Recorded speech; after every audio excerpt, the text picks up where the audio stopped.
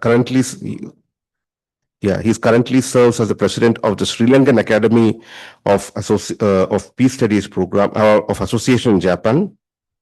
He had received a diploma recognizing him as one of the 2000 outstanding intellectuals of the 21st century, the 10th edition of which. His past experiences runs from across different countries. He has traveled to various countries. His PhD is from the Japanese university. Then went across the world in doing different tasks associated with plantations and agriculture as such. Also, he was also the founding president of the Sri Lankan Academics Association in Japan, and served as a visiting fellow at the Tokyo University of Japan, the Australian National University, and the University of Colombo, and so on. He's published extensively on issues relating to tea plantations specifically, and also in general about agriculture. Today is going to speak to us about on agricultural transitions in the age of climate change, the role of natural capital management in the context of Sri Lanka, I think so. So not. Yeah. So may I welcome Professor Cooray to deliver his lecture. Thank you.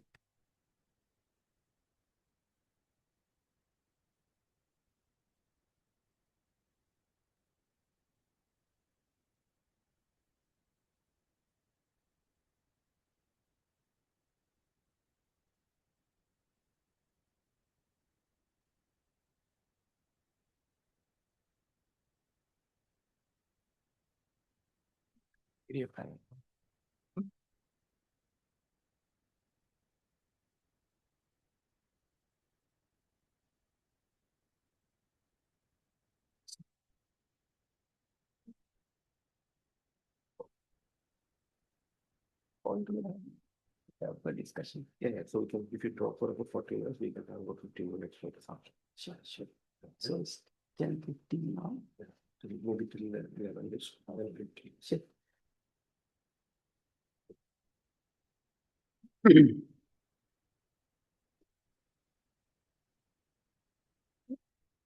Professor Veeramani, of CDS, Professor Ibrahim, my friends, ladies and gentlemen, our distance neighbors who are joining us online.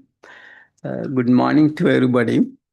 It is with great pleasure that I accepted the invitation of Professor Veeramani to be here with you this morning. This is one of my dream destination. I have heard about Kerala many times, particularly the writing of great Indian economist Amartya Sen. So he always compare Kerala and Sri Lanka. So I had a dream of visiting Kerala one day before I die. So I have realized my dream thanks to Professor Veeramani. So I must thank him for getting me here this morning. The topic that I was asked to speak is on agriculture transition in the age of climate change, the role of natural capital management. As I was preparing this material, I got many things from our own research that was funded by government of Japan. We were doing this research with the support from JSPS. And so this is the team member. I was heading the research project for 3 years. And we just concluded the first phase of the research. But we will be continuing with some other extension in the future. So Professor Callum from UK, Professor Buddhi Marabe from Peradeniya, Sri Lanka, and then Professor Salia from Saga University, Japan. So we were doing as a team. And let me just tell something about JSPS. Perhaps it can be very useful for you to when you think of funding. So this JSPS is a funding source from Japan. I think Naka knows that information. The Society for Promotion of Science, that's what we call it. They give a lot of grants for competitive research. Basically, if they are kind of has a lot of the solid scientific background. The main purpose of the government funding is to support creative or pioneering research project. So fortunately, we managed to get this funding from this Japanese government. And so let me just give you some background information so that you will be getting some kind of understanding of the subject that I will be speaking on. Why we need this transition in agriculture?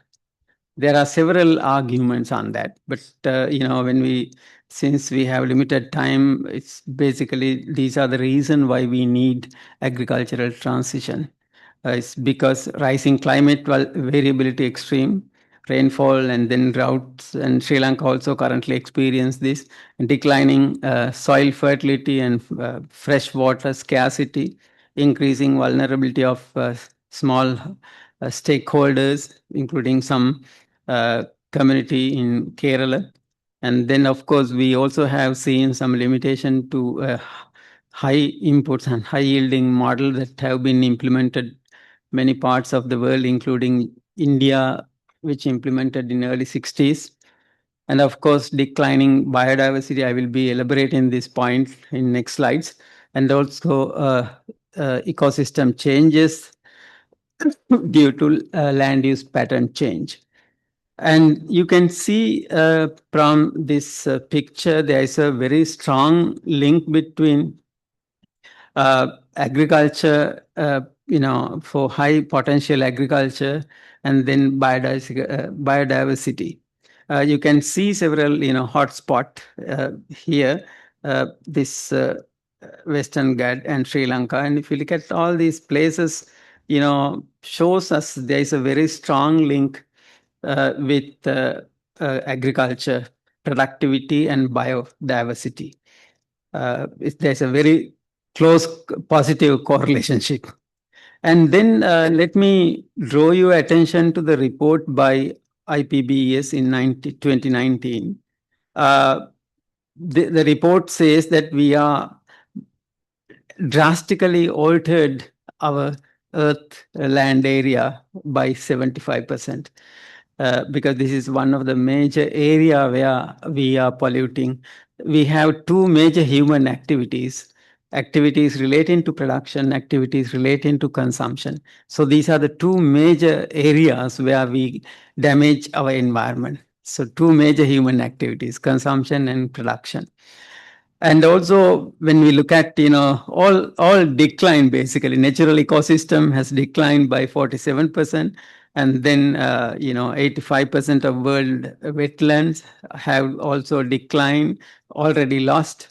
And then 66% of marine areas have threatened. And then if you look at this since 1870, we have data on that. The world coral reef have lost and also has been degraded with huge cost. During my childhood, I have experienced that in Sri Lanka. So we used to see beautiful coral in Sri Lanka, but you don't see them now. Right. I'm sure Kerala also have experienced that. And also, in terms of the pollution, it has gone up by 10 times.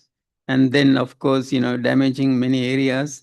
And then, of course, some communities, native species have declined by 23%. So that means, we are threatened nowadays.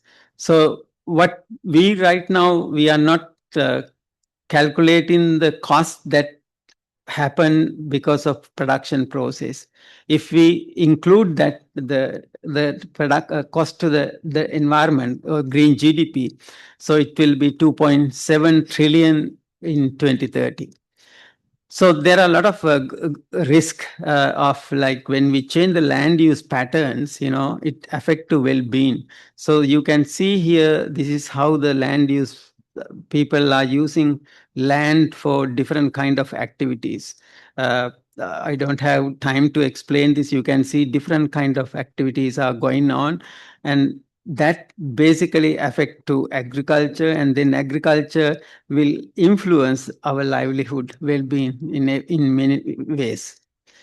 And you can see from this diagram, the food production has a huge responsibility for the CO2 emission, green gas emission. You can see greenhouse gas emission or CO2 equivalent emission. Food 26% is coming from food production, and then the rest 74 coming from non-food production. So when we talk about this greenhouse gas emission, so there are four key elements: the supply chain, livestock and fisheries, crop production, and land use patterns. So now you can see this environmental cost is mainly coming from the land cultivation. So there are a lot of the agricultural practices that has huge cost to the environment. So this survey, 38,000 farms have been used, and they are producing 40 different kind of agricultural commodities and producing huge impact to the environment. So so given this background, we wanted to analyze how this all these human activities are affecting to natural capital management, because all of these natural capital or the environment basically affecting almost all SDG goals that you are fully aware of. Now, let me give you what kind of theoretical foundation or theoretical kind of explanation behind our project. That we all, I think most of you have seen this, the production of a country depends on these, technology, labor force, human capital, physical capital, and natural capital. So these capital formation definitely influence our livelihood or the material well-being or the mental well-being. And what we are talking here is natural capital. Natural capital is one of the most important part of this capital formation. And so what is important is this natural capital system has not been systematically researched. So there are less focus on particularly the farming community and also the household sector. So therefore, we wanted to analyze that part. That's what we were focusing on in our research. So this is the kind of, our conceptual framework. You can see well-being of people depends on these SDG 1, 2, 11, and 12. And then, of course, this is SDG 12, which depends on, as I explained earlier, technology, natural capital, physical capital, human capital. And then these are the component of natural capital. Here you can see clearly environmental asset, ecosystem service, ecosystems, and then biodiversity and natural resources. So these are all component of natural capital that we are talking of. This is another conceptual framework that we were working on to see how governance influence this natural capital aspect. So this is how we collected data for our project, and then data sources, then methodology, and then business application. We were talking about that. And so our 3-year program, we have this systematically arranged activities. First year, we were focusing on this systematic review from the data, Japan, Sri Lanka, UK. So we focus on these countries, and then we did all the activities by now. We also take into account this governance aspect, because governance, of course, basically very much linked to the sustainable development through effectiveness, accountability, and inclusiveness. This area is well researched by Asimegalo, who got Nobel Prize last year. And I will skip this part due to time constraints. So, but if there are some questions, we can talk about the natural capital definitions and importance. And how, based on our project and based on the extensive literature survey, what we have found out is some kind of solution to this, you know, agricultural transition at the edge of climate change. We want to explain that natural capital accounting is one area where we can improve. And then, of course, there must be several pathways of climate adaptation using natural capital. So we have explained that in our project reports. And then, of course, technology and innovative natural capital management can be part of this solution. Of course, community-based resource and governance are very important. So these are some of our major findings from our 3-year project. And I want to emphasize, some of our finding from Sri Lanka that may be very kind of useful or maybe quite interesting to for people here in the audience. So when we look at, because we focus Sri Lanka, UK, and Japan in our project. So let me just share some of our findings from Sri Lanka. Since I'm originally coming from Sri Lanka. Sri Lanka has very ancient hydraulic civilization.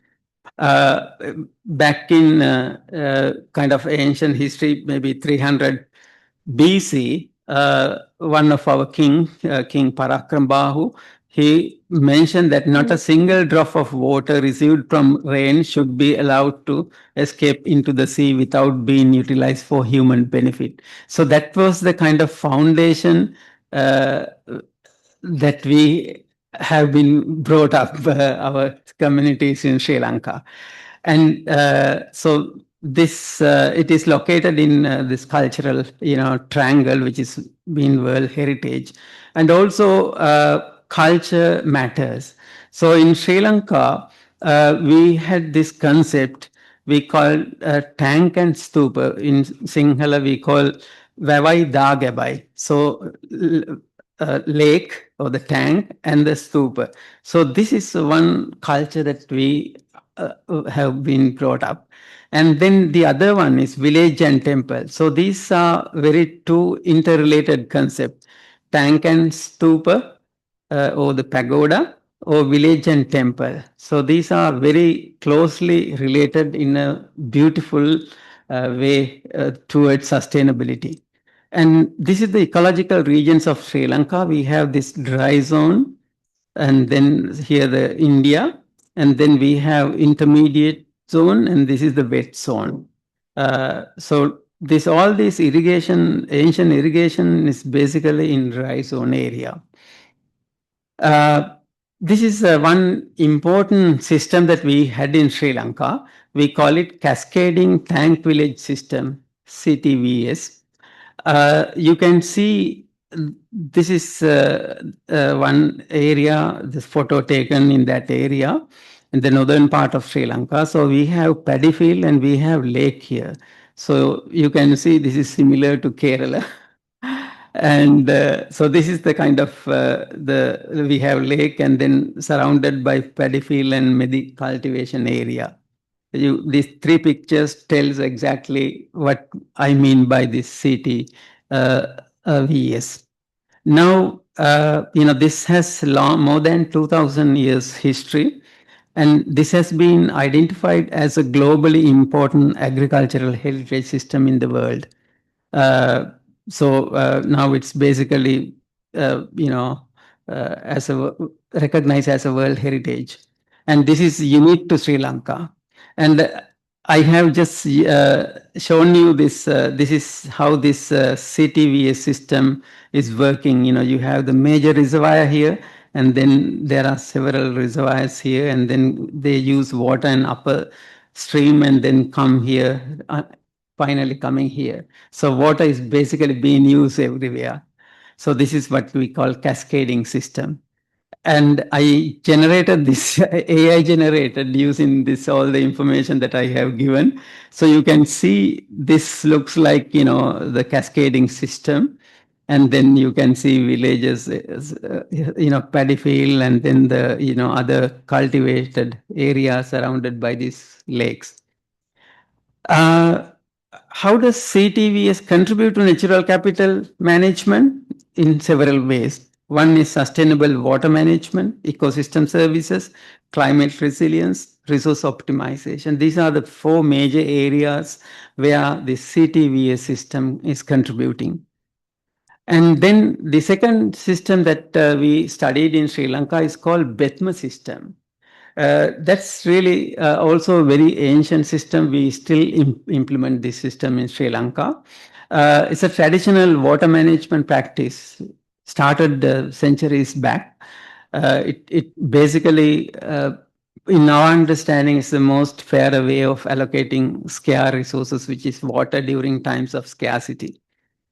And it ensure the water distribution and cultivation opportunities for all the farmers around that area. So how it works, it basically allow farmers to allocate lands.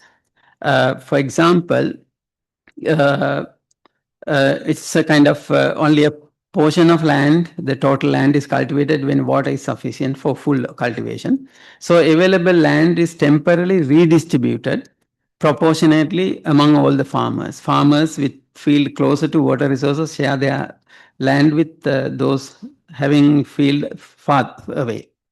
So this in this system, so it's basically without doing injustice to farmers. So farmers share the land close to water area. So then they share the crop. So this is what we call BETMA system, and this has been very kind of efficient way that Sri Lankan farmers have been adapted for centuries.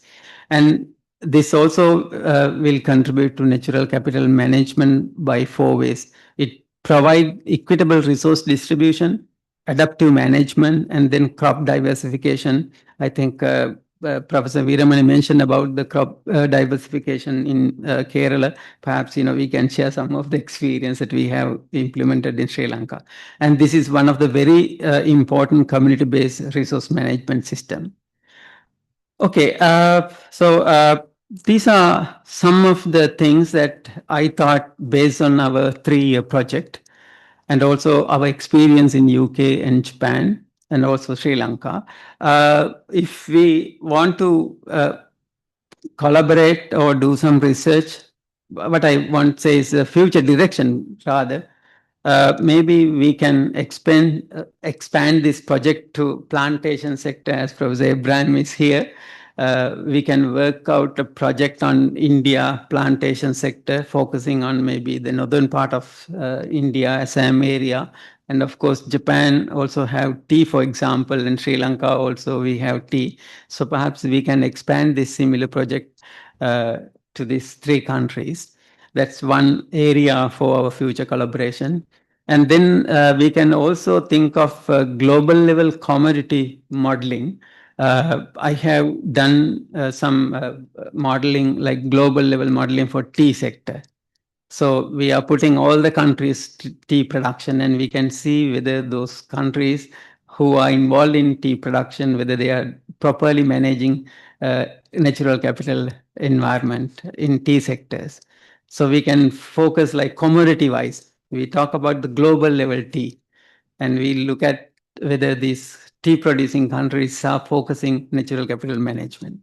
And we can look at rubber, we can look at coconut, we can look at cardamom. Cardamom is very big producer. Kerala producing cardamom. So we can go by like product level natural capital management. That's another area.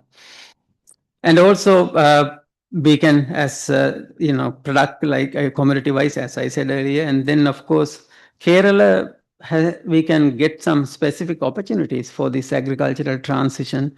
Kerala and Sri Lanka, we have similar kind of possibilities, potentials. We can look for that. That's what I want to share based on the project that we have done. I understand that we have CDS has a very strong plantation research team, so maybe we can explore that possibility. Based on what we have discussed so far, Of course, because of time constraints, I didn't have time to go into detail.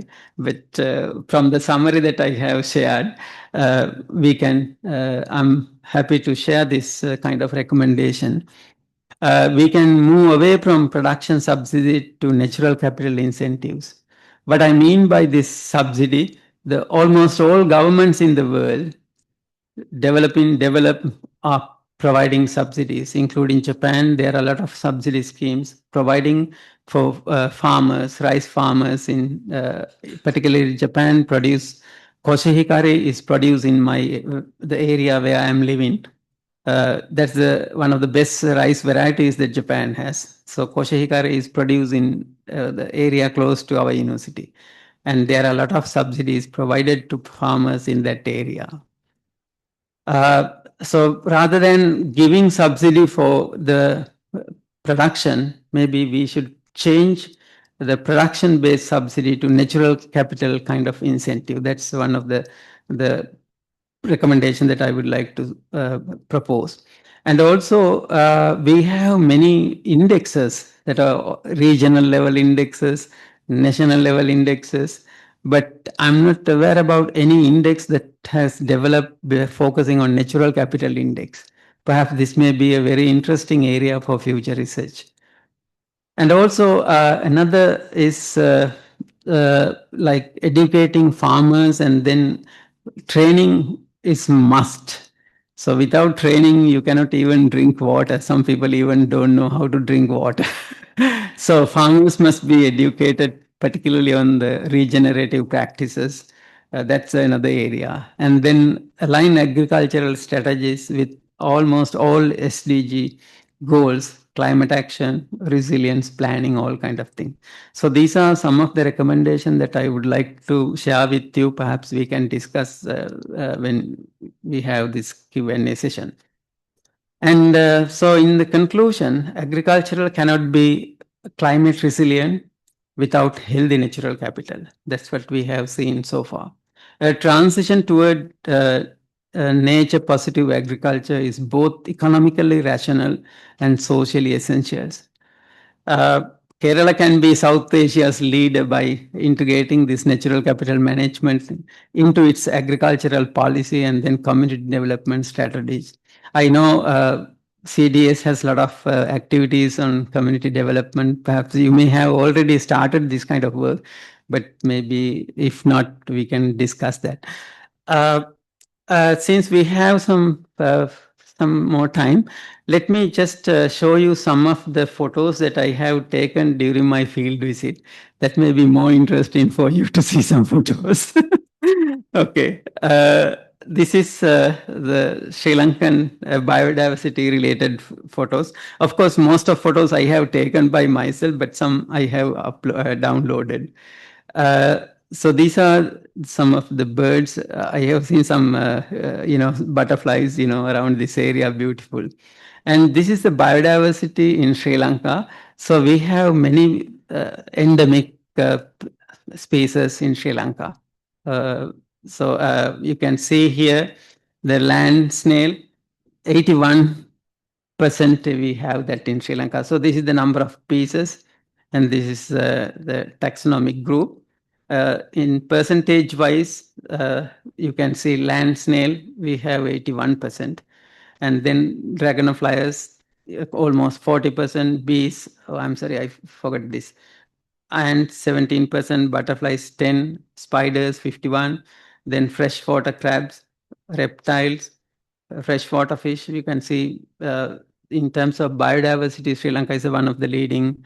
I mean, of course, Kerala has many biodiversity spots, and Sri Lanka is that. In terms of birds, I think we are number 2 in Asia after Malaysia in terms of the birds for 1 square kilometer. There may be, in terms of varieties, India, China may be highest, but in terms of pieces per square meter, we are number 2 for birds, and reptiles, number 1. And these are some of the rice varieties we have. Right now, we have 100 varieties preserved, local varieties. And the history says that we had about 1,000 rice varieties a few hundred years ago, but now some have disappeared. Right now, we have 100 preserved local varieties. And of course, Kerala has many varieties, like this banana I have seen some here. And so I see many similarities between Sri Lanka and Kerala. So these are the chili varieties that we have. Uh, and then the cattle's, there are a lot of varieties. And then the chicken, right? And so this is some kind of the bee farming, uh, uh, supporting livelihood and ecosystem services. In fact, I started this in my own home garden. So this is a group of people, the agricultural officers. They visited my home garden in Sri Lanka, and they have installed this bee farming box a few weeks back. Right.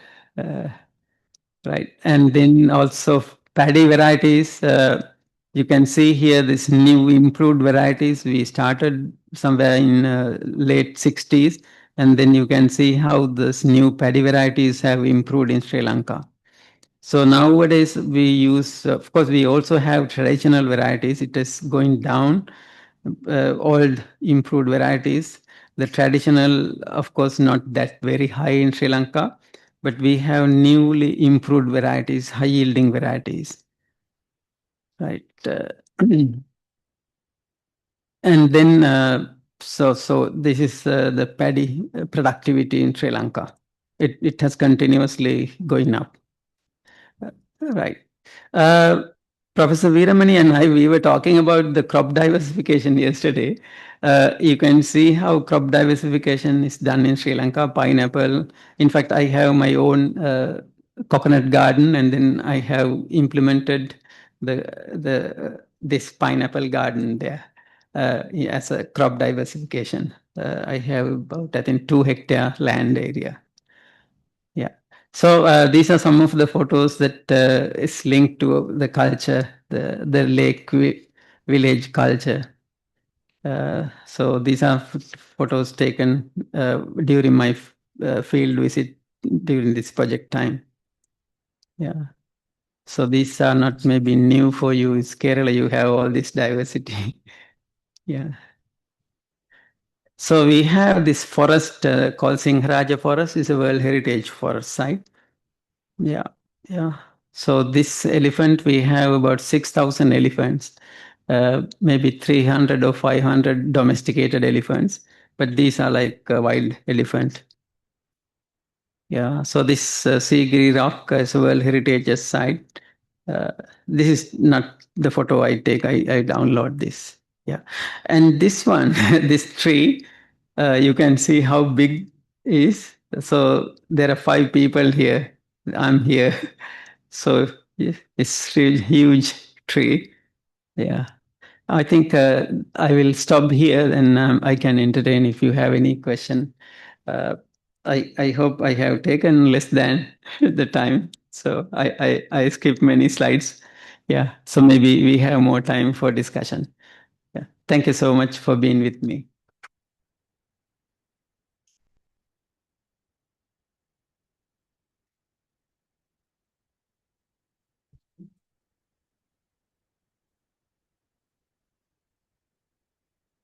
Yeah. So our distance laborers may have online friends. You can also raise any question if you have. I think we have one hand here.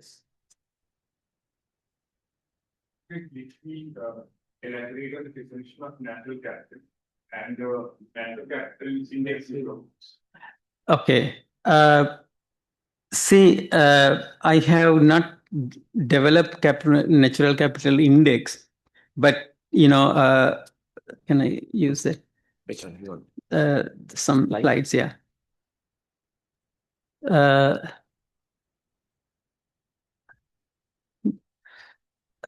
so we are taking this component into our focus. We were focusing on this part. So these are the areas where, we have taken as natural capital. And you can see, this 5 component. We can develop one index, 5 index based on this, and then these 5 component, and we can have a kind of what we call it decomposite analysis. We can create one composite index based on these 5 indicators.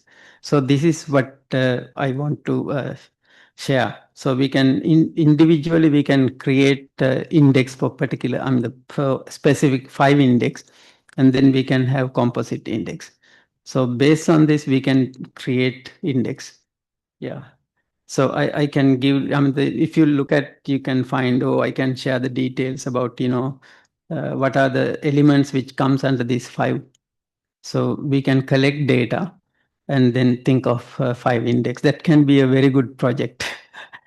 Thank you for asking that question. Two comments. One is when you say that the focus should shift from production-based subsidies Yes. to natural capital development. Yes. My concern there is that that is good from a climate change point of view. We need to do that, but then the problem is there is a big question of food security, particularly in rural areas. So if we do that shift, you protect environment which is needed, but then it becomes at the cost of food security. Yes. So how do we balance the requirements of because we can't have only natural resources that we preserve, but then people are going hungry. Yes. That cannot be an ideal type of situation. We need both. So I think rather than thinking about this or that kind of thing, what is the way in which we can take care of both happening? Now the question is organic farming or natural farming, all these are given as alternative. But the problem with that is that the one is that the yield is very low and very high risk in terms of harvest for the harvest. And then for consumers, most of the time these organic products are not accessible. They are very costly. So there is always this trade-off of protecting the environment and also addressing the problem of hunger. Yes. So these two things need to be taken care of, and then when we talk about the focus on natural. That is one. The second is that this entire issue of protecting natural capital becomes an important imperative under this climate change. Narrative. Like the climate change is that countries have to think ways in which natural capital to be protected to address the climate change related disadvantages and all. But then the big question is who will do it? One is that it cannot be international organizations doing it or even national level. Government cannot do it. It has to be done at the ground level community. Now, if this has to be done at the community level, the communities need to be having 2 things. One is that they need to have enough incentive. Second thing is that they need to have the capacity and knowledge to do that.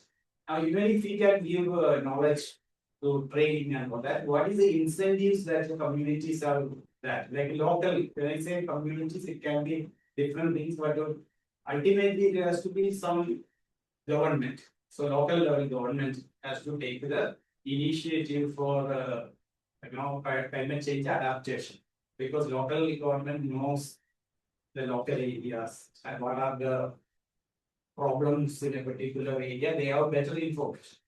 So, but the local government, for example, in Indian context, have no incentive at all to do this, because they are not even able to do basic provision of public services. They are not able. They don't have any financial autonomy on deciding how much revenue they can collect and how that can be used. They have no autonomy in terms of expenditure. So when they they don't do even their conventional type of role properly, how will this thing can be done by them? And if they don't do it, this is not going to happen. It may happen in some pockets because of some community level organizations doing something positive. It may happen, but in a more systematic manner, if it has to happen, the local government has to be empowered, right, and incentivized. So these are the two things I have. Okay. I think Professor Veeraman is asking very difficult two questions. If I can answer, I should not be here. I should be getting Nobel Prize. Okay. Thank you, Professor Veeramani. Let me just give you kind of two humble answers for that. Starting with your first question on the subsidy. Subsidy is there, that comes under one of the 10 economic principles that we are talking of. People respond to incentives. That is the one principles out of 10 economic principles. So incentive matters. Even when we train dogs, we give incentives so that dogs behave according to our request, right? So when dogs behave based on our response, human also should behave, right? So that's what incentive matters. But the problem is, to what extent we should change the subsidy from production base, as Professor Veeramani mentioned, to natural capital promotion incentive mechanism. That balancing is very important because every action and reaction has trade-off. He correctly pointed out. That's what economists believe. That's another principle of 10 economic principle. There are trade-off. There are opportunity cost. So balancing is the most effective one. How do we find the delicate balance between the shifting, the transition from production-based incentive mechanism to natural capital promotion incentive mechanism? It's very extremely difficult thing, but we need to manage. That's what education matters. These European countries, they have been doing a lot of incentive mechanism to their agriculture. So the market forces were basically distorted by incentive mechanism. If you look at the wheat production in US is basically heavily subsidized, and that has destroyed many environmental things. So definitely they have to reduce that mechanism. They have to shift this mechanism. Like, for example, instead of providing fertilizer subsidy, maybe government can change, okay, we are not providing fertilizer subsidy for chemical fertilizer application, but we give more subsidy to organic fertilizer subsidy. And if farmers use organic farming, organic fertilizer. So shifting from chemical fertilizer to organic fertilizer. Of course, there are trade-off also, but maybe countries can gradually shift. Sri Lanka, for example, throughout the post-independent period, Sri Lanka has been providing subsidy for farmers, fertilizer subsidy. And we also provide subsidy for consumers also by way of controlling price. These two things have distorted the market mechanism.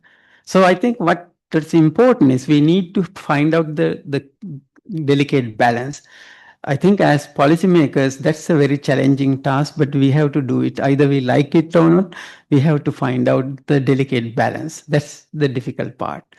Going back to your second question, when it comes to the implementation at community level, of course, who is going to do the job? So there must be again incentive mechanism because community is basically affecting whatever these things change. Again, after all, who are suffering? It is the community, the grassroots level people suffer, not the national level or the top level. So therefore, in order to change the community level, we need to educate. Educating means, if they don't have option, of course, we have to provide some kind of incentive mechanism. That I fully agree with you. But the thing is, there is no limit for this subsidy. The people nature is to receive subsidy throughout their life. But if we can educate farmers the consequence of those the bad practices, then if they are deviating, then that will lead to sustainability. I think education matters. For example, keeping environmental clean, you don't need money. There are several things in Japan. When I studied Japanese community development, so they divide projects into 3 categories. One is there are projects that you don't need money. There are projects you need money. There are projects that generate money. These are the 3 types of projects. Let's start with the projects which do not need money. For example, Japan, like community level, and even this what you call that danchi housing complex. The people living in housing complex, once in a month. I did when I'm in Japan, when I was in Nagoya. Every Sunday at 8 o'clock, people come out and they clean the environment free. That is what we call community level cooperation. You don't need money for that. And it brings a lot of people close to each other also. And I implemented in Sri Lanka in my village. So every month, Sunday morning, we clean our roads. So now that is going on. I'm very happy that there are projects that we don't need money. We need the attitude. We need education. So I think we can do something like that. Cleaning area, which is very closely linked with environmental management. We can do things without money. It's through education, community education we can do. There are a lot of potential on that. Yes. So these are the very simple, humble things that I can propose, but I don't know whether it is feasible or not. Thank you for asking that valid 2 question. Yes.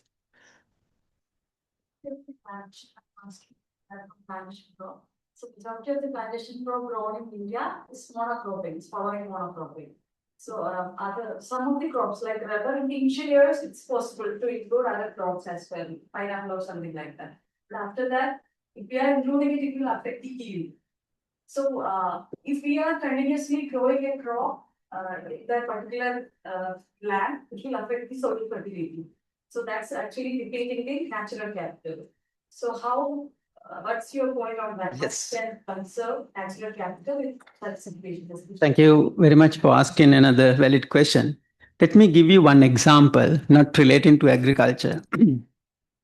I don't know whether you are familiar with the WHO Comprehensive Mental Well-being Project.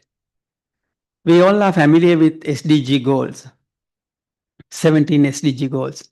But there is another important goal set forth by WHO, World Health Organization. From year 2013 up to 2030, they have comprehensive mental well-being project. Why they have introduced that? 1 in every 3 women above 65 years old, 1 in every 5 men have depression. That means we have unable to maintain our mental well-being. And if we are not managing our own well-being, then we are lost. In universities, there are many students in classes who are physically in the class, but they are not focusing. And in my university, 73% of our students have either anxiety or depression. But you don't see that problem when you talk with students. And when you communicate with me, you don't know whether I'm under stress or I have anxiety or depression. Nobody understands us. That has become a huge problem. Particularly, we are being distracted by new devices. We live with devices, not with, we don't have much human interaction now. We are not even physically active nowadays. So the mental health has become very important thing. Okay. So why I am telling this, in traditional academic institution, we are focusing on academic excellence, GPA, GATE, what you call that. In India, we have GATE, right? The big exam. You name almost all excellent exams are there in India. Everywhere, we are focusing on academic excellence. When we hire, we look at their GPA, but that traditional evaluation process has to be changed. If we are not producing mentally stable human, doesn't matter whether they are genius, because they don't know how to interact with people, they don't know how to live in a society. So we have to change those all our definition about academic excellence. So you were talking about productivity. There is no meaning of productivity if we are not if we are not taking care of our environment. So productivity goes up. Then what has happened to Indian agriculture? You have improved productivity, but what has happened to the sustainability? There is always trade-off. Either we like or not, we have to balance our life. We have to balance our ecosystem. I don't know whether I answered your question. So don't be crazy for productivity. That assessment has to be changed. Thank you. Yes. Just because well taken. But I think that also coexists with the structures of power in that case.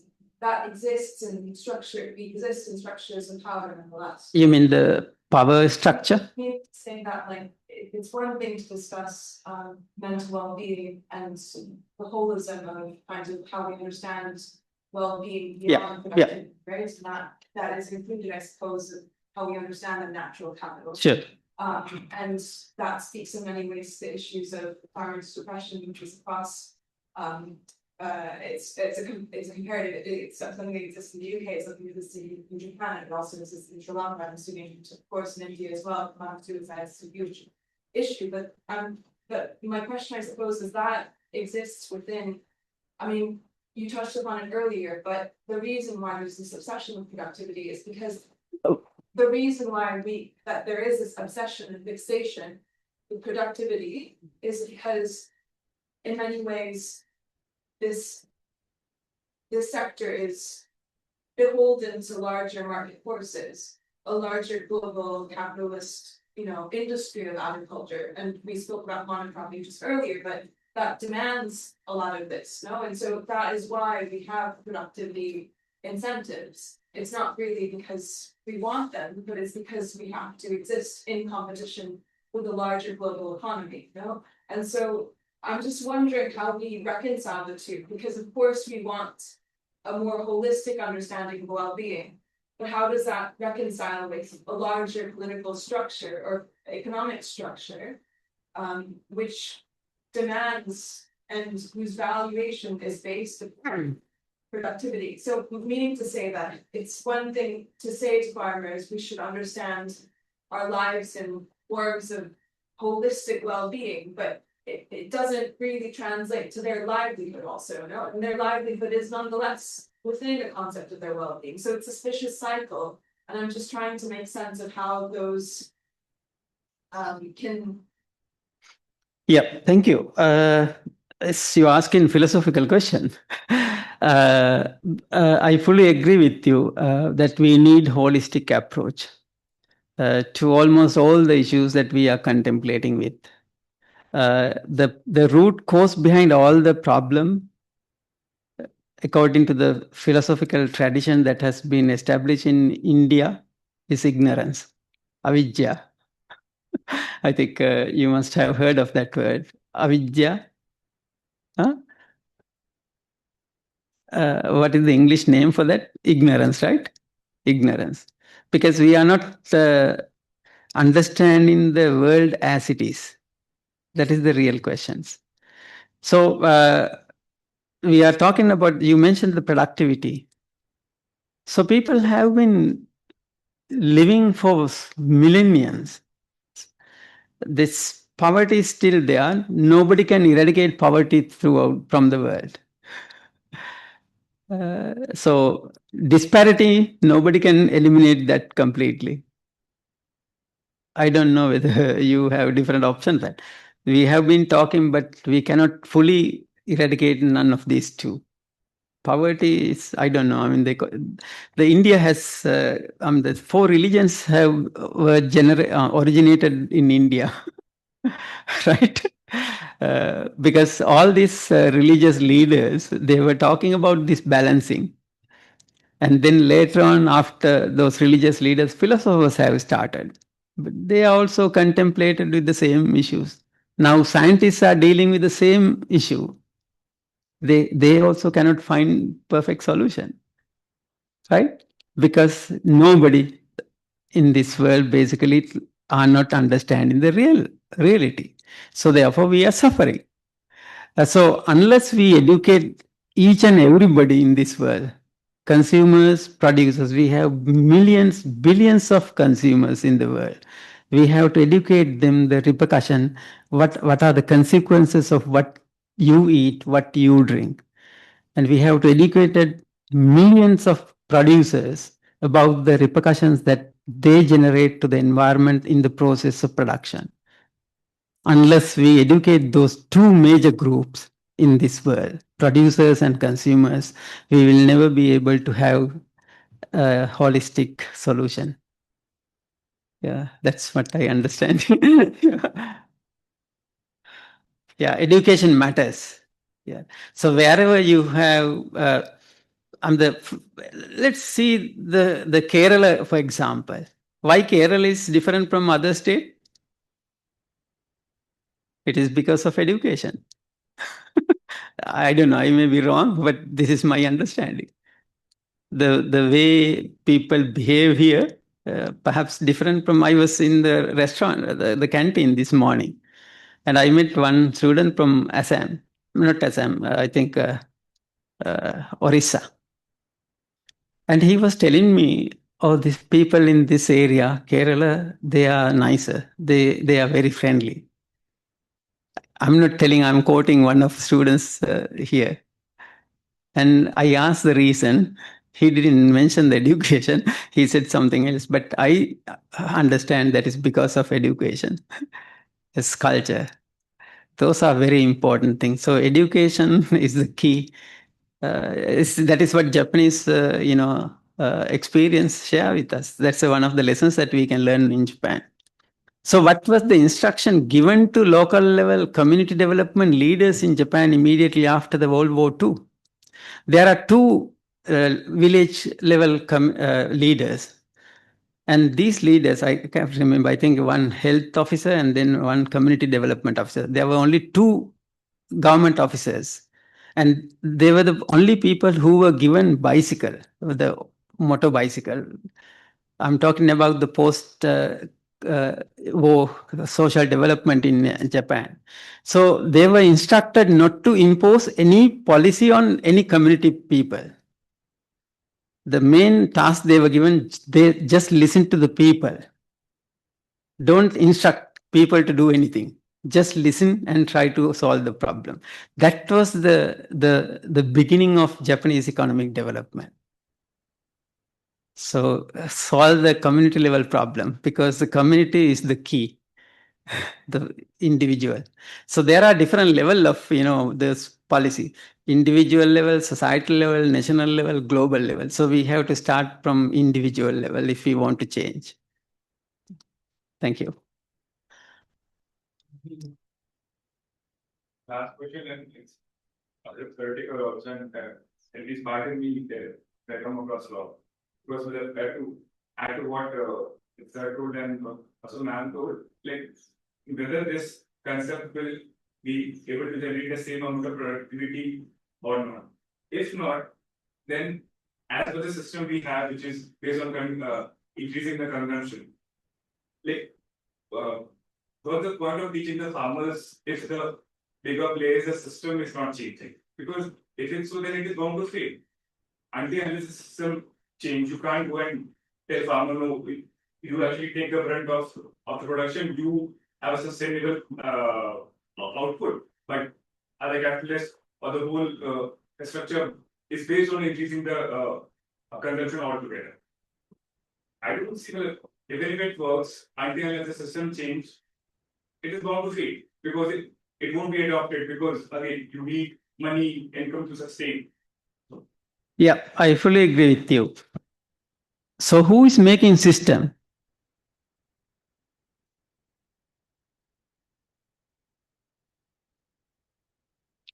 Who need to change system? We are making system. It is not somebody from another world come here and make system. We are making system. And who are being affected by system? It's we. So it's our responsibility, right?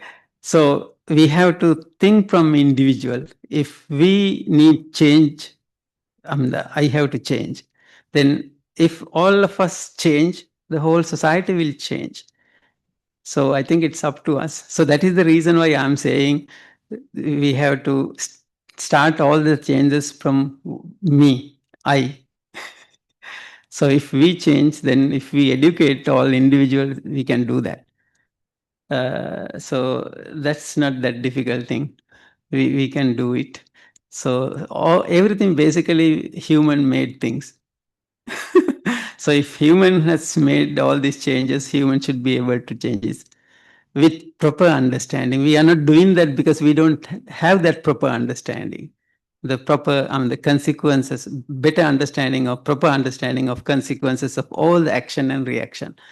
So therefore, again, understanding the real nature is really important. We can do that.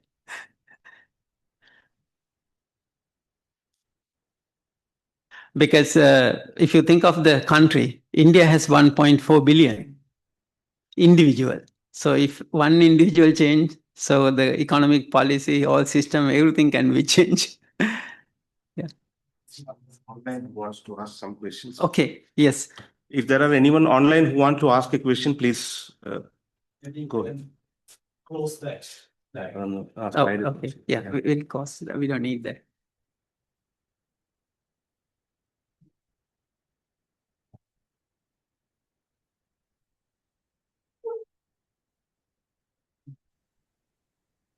Hello, my distance neighbors, online participants. I'm sorry that we have been focusing mainly on our physical partners. But if you want any clarification, we are ready. I would like to encourage, or I'm happy to entertain any question if you have, or any concern if you have. Sir, can you hear me? Yes, yes. Thank you for your valuable words and information. I have one question. You mentioned about our farming systems in Sri Lanka, like CTVS and BETMA system. And are these practices purely organic, and how sustainable are they? So, could you explain the organic farming practices in Sri Lanka? Are these practices purely organic or sustainable? Let me clarify your question. Are you asking whether the organic farming is feasible or not? Yeah, you mentioned about CTVS and BETMA system in Sri Lanka. Yeah. Okay. Yes. Organic farming is now increasing in Sri Lanka, but of course, it's quite in terms of price. It is the more expensive organic product, as you can see everywhere in the world, because the productivity may be low. That's what many people say, but I have some different experience also. I have communicated with organic farmers, but they said in the long run, there is no big difference between organic farming and those chemical farming. But I'm not a kind of agricultural scientist, so I cannot tell anything about that. So, but I tell, that there are price differences. Of course, majority of consumers would like to buy, cheaper products. That's I can understand. But in Sri Lanka, particularly on the rice production, so for normal rice production without organic system, the prices are basically cheaper than organic rice varieties. So they are expensive, but there are group of consumers who would like to buy that. In fact, I have paddy farm, so we are growing organic paddy. So so prices are a bit high, but there is a market. So what I'm trying to say is there is a potential for organic farming nowadays. I don't know whether I answered your question. Uh, Based on my understanding, that's what I can say. Okay, sir. Thank you. Yeah, thank you. Any other question from our online participant? Sir, good morning, sir. Can you hear me? Yes, yes. Yes, I can hear you. Yeah, thank you, sir. It is a very fascinating session. I have a doubt is that if there is farmers household with similar natural capital, there are some farmers are getting market oriented agriculture, or they are using in with new technology and they are getting good production. However, some farmers are doing some subsistence farming. So here, what are the role does the natural capital management play in structural transition from subsistence farming to diversified or market-oriented agriculture to the climate change? Bhupendra, can you just clarify your question again? I'm sorry, I didn't get you. If some farmer households with the similar natural capital, Per capita income of farmers? with similar natural capital, sir. So I think what I understood was how does natural capital help in diversification, in agriculture diversification. Oh, agriculture diversity. Oh, okay. Okay. So your question is how natural capital management can be done when you are implementing agricultural diversification. Is that correct? Yes, sir. Okay. So natural capital management basically we can implement in different stages. Even without diversification, single crops, we can do that. We can even do with the multi layer or the multi with our diversification because I have during our project we have studied that in Sri Lanka, paddy sector in Sri Lanka and mushroom sector in Japan. So I have seen that diversification in terms of the diversification within same product, like for mushroom, you can diversify product. We call it product differentiation. We can do that, and in rice varieties also you can do that. Within the rice, you can do diversification, but you can also do crop diversification. I think it doesn't matter, we can implement natural capital management with crop diversification. That's what Sri Lanka is doing. Yeah. Okay. I hope I answered your question. Yes, sir. Thank you, sir. Okay. Yeah.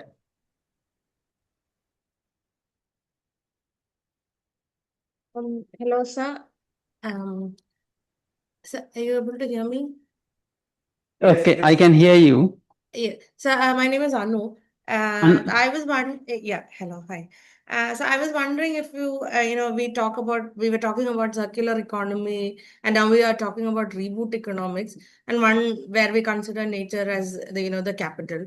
So do you think like moving forward, this will be a priority for all the nations in the world, to think differently and to, about nature-based solutions and things?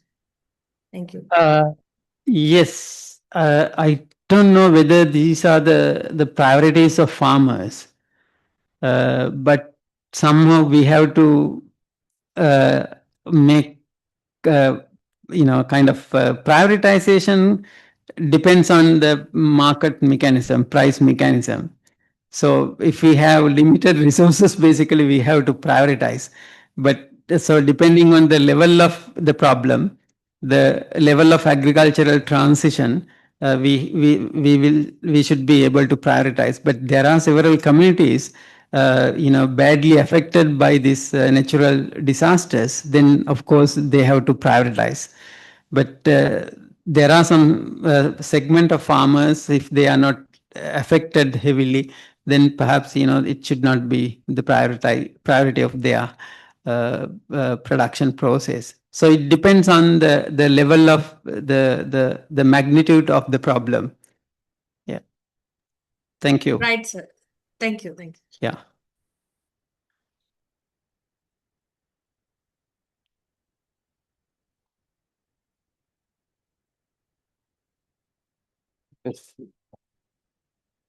So if there are no more questions, I think let me again thank Professor for having spent this time with us, CDS. Thank you very much for giving such insights on the way in which how natural capital management can lead to a more sustainable world in agriculture and also for the rest of the economy as it. Thank you so much for the insights. Thank you for responding to the questions. I think we'll close this session for the day. Thank you so much.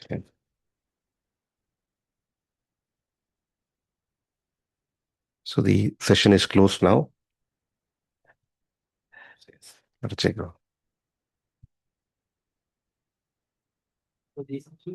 Recording നിർത്തിയായിരുന്നു. അതവിടെ കട്ടി പറഞ്ഞു. Okay.